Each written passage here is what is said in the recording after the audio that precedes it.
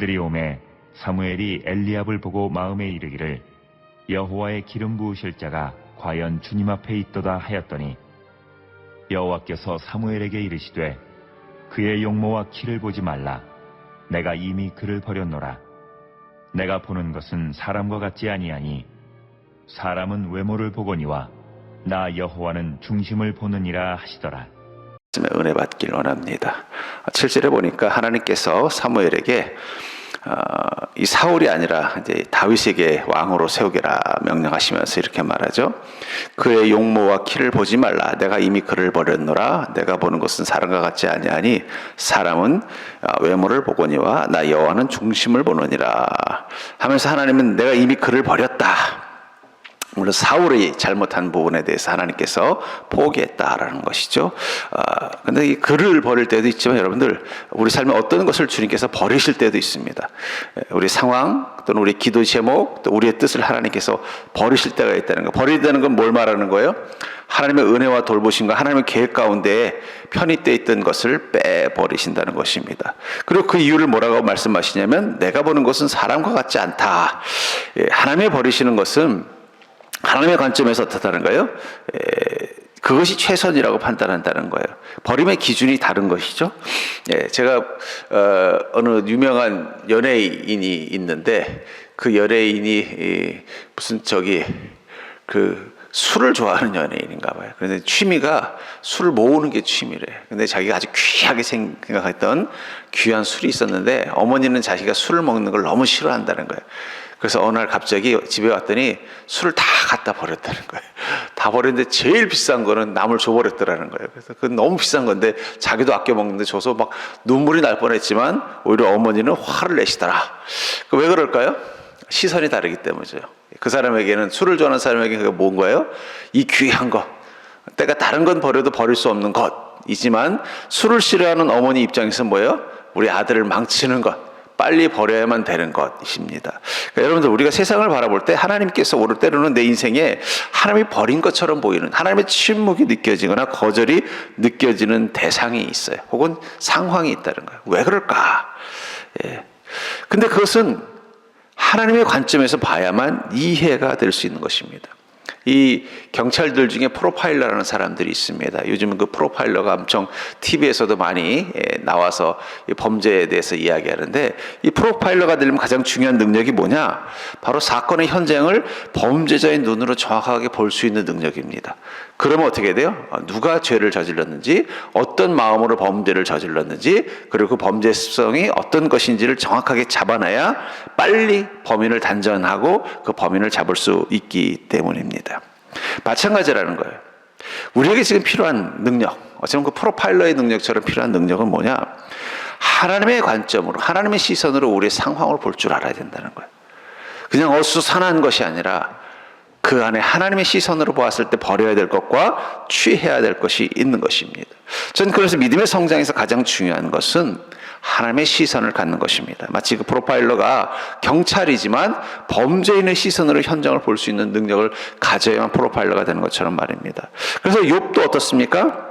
욥이 고난 한가운데서 하나님을 경험하게 됩니다. 그리고 하나님을 통해서 자신의 인생의 시선을 보면서 왜 하나님께서 내 인생의 이런 부분들을 버리게 하셨는지 그 부분에 대해서 이렇게 고백하는 걸 봅니다. 욥기 42장 1절부터 6절에 보면은 욥기 42장 1절부터 6절에 보면은 욥이 여호와께 대답하여 이르되 주께서는 못하실 일이 없사오며 무슨 계획이든지 못 이루실 것이 없는 줄 아오니 무지한 말로 이치를 가리는 자가 누구니까 나는 깨닫지도 못한 일을 말하였고 스스로 알 수도 없고 헤아리기도 어려운 일을 말하였나이다. 내가 말하겠사오니 주는 들으시고 내게 묻겠사오니 주여 내게 알게 하옵소서. 내가 주께 대하여 귀로 듣기만 하였사오나 이제는 눈으로 주를 배움나이다. 그러므로 내가 스스로 거두어 드리고 티끌과 제 가운데서 회개하나이다. 욥이 고난을 당하죠. 그 고난 속에서 그는 깊은 내면의 질문을 던집니다. 하나님은 왜 나를 버리신 것입니까? 내가 왜 이 버림받은 자의 모습으로 살아야 되는 것입니까? 이 질문을 깊숙하게 던졌지만 이해할 수 없었어요. 그것 때문에 고민하고 있을 때 또 내 친구가 와서 그에게 왜 하나님이 너를 버렸는지에 대해서 이야기하는 것을 들으면서 그래서 이해가 되지 않는 순간 하나님께서 침묵하시다가 드디어 말씀하십니다. 그 음성을 듣고 나니까 비로소 이제 욥은 깨달은 거예요. 왜 내가 하나님으로부터 버림받는 부분을 가져야 됐는지. 3절에 보니까 스스로 알 수도 없고 또 헤아리기도 어려운 말을 했다라고 말하죠. 결국 자신이 교만해서 자신이 뭔가 하나님의 세계를 다 알고 있는 것처럼, 하나님의 뜻을 알고 있는 것처럼 말했던 모든 것들이 부끄럽게 됐다는 것입니다. 그리고 그 고난한 가운데서 주님의 시선으로 자신의 삶을 보게 되자 이제는 눈으로 주를 볼 수 있는 영적인 성숙이 이루어졌다는 것입니다. 그러니까 여러분들, 우리도 우리 삶에 하나님의 침묵이 느껴지는 것, 아니면 하나님께서 버린 것처럼 보이는 상황들이 있을 것입니다. 거기에 대해서 우리의 눈으로 바라본다면 우리는 여전히 이해할 수 없을 것이며 오히려 하나님에 대한 원망과 오해를 갖게 되는 것입니다. 그런 하나님의 시선으로 바라보았을 때 하나님이 사울을 버리신 이유는 뭘까요? 사울을 버리지 않으면 이스라엘이 망할 것을 아셨기 때문이에요. 사울이 계속해서 왕으로 있는 한 이 가나안 땅은 다시 죄와 우상으로 가득한 땅으로 전락할 것을 알았기 때문에 하나님은 사울을 버린 것입니다. 그러나 정작 중요한 것은 사울도 이해하지 못했고 또 사무엘도 이해할 수 없었던 부분이 있었던 것 같습니다. 그리고 하나님께서 이렇게 말씀하시죠. 사람은 외모를 보거니와 나는 중심을 본다. 여러분, 우리의 한계가 있습니다. 우리 인간은 본질을 볼 수 있는 능력이 없는 자입니다. 우리는 두 눈을 뜨고 있는 것 같지만 그런 진실을 볼 수 있는 마음의 눈은 감겨져 있는 맹인과 같은 것입니다. 그렇기 때문에 여러분들, 우리는 보이는 것에 전부라고 생각하시면 안 돼요. 우리 마음의 소리에 귀를 기울이면서 그 중심을 보시는 주님의 시선에서 우리의 삶을 볼 줄 알아야 됩니다. 그러면 비로소 어떻게 돼요?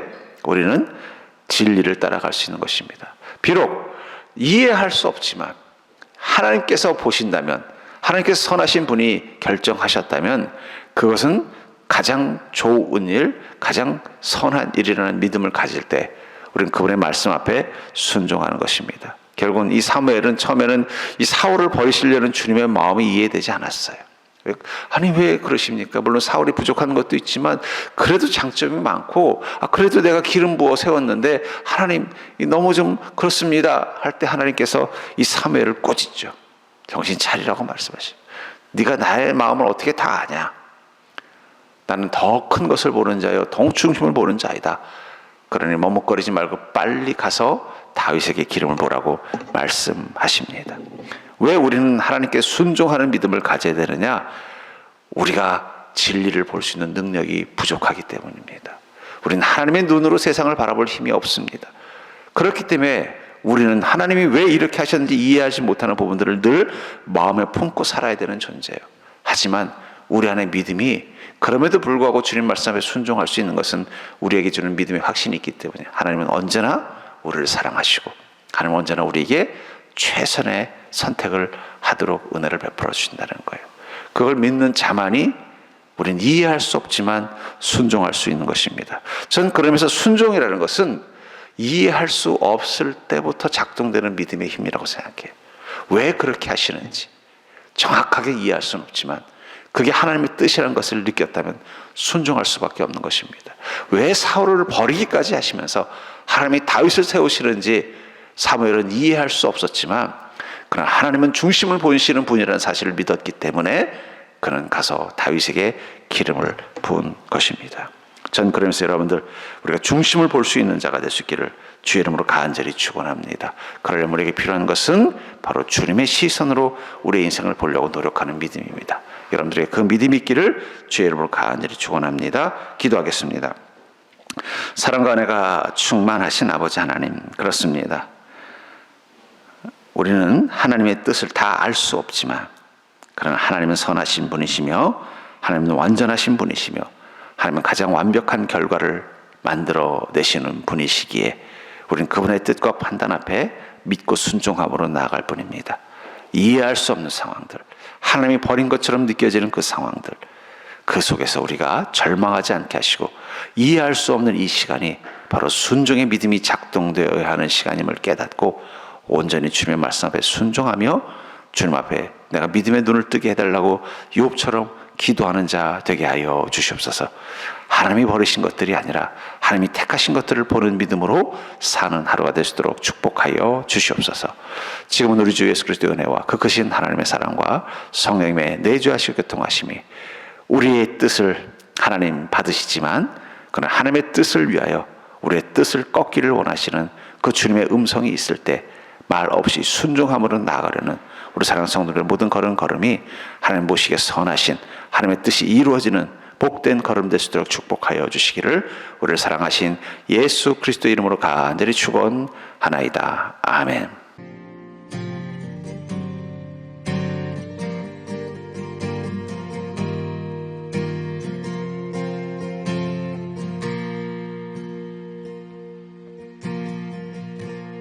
주 안에 우린 하나, 모습은 달라도 예수님 한 분만 바라네.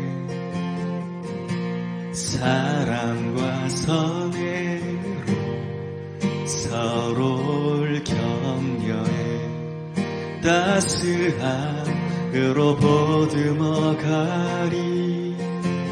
주님 우리 안에 함께 하시니 형제자매의 기쁨과 슬픔 느끼네. 내 안에 있는 주님 모습 보네. 그분 기뻐하시네.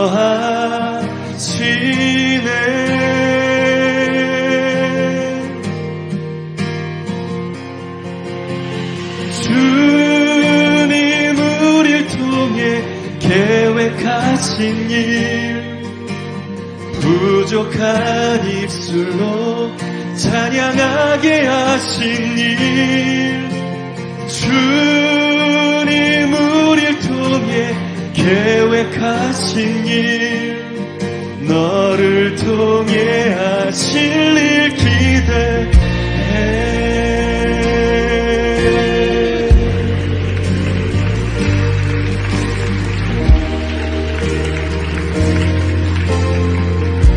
고백합시다. 주 안에 우린 하나, 주 안에 우린 하나, 모습은 달라도 예수님 한 분만 바라네. 사랑과 선행으로 서로를 격려해 따스함으로 보듬어가리.